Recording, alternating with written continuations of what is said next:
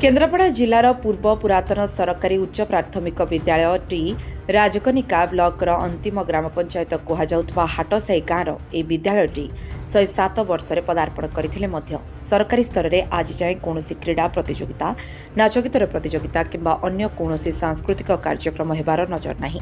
ए गाँवर यह विद्यालयर पूर्वर शिक्षा व्यवस्था एते उच्चकोटीर थिला जे से गाँव में हजार हजार शिक्षक शह शह इंजीनियर शह शह डाक्तर तैयारी करी ए मनीष तैयारी कारखानाटी अभिव्यक्त केन्द्रापड़ा जिले में खूब परिचित।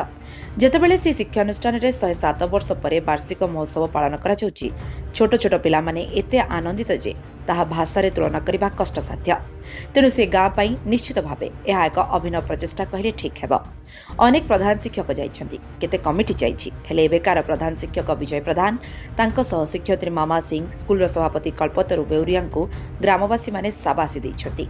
मंचासीन अतिथि मानक गहणरे प्रधान शिक्षक विजय प्रधान, सीआरसीएस विमल नायक, समिति सभ्य संजय बेउरिया, युव संवादिक प्रणय नायक उपस्थित थिबार देखिबाकु मिलिथिला। राजकनिकारु प्रणय नायक रिपोर्ट, लिव लाइव ओडिया।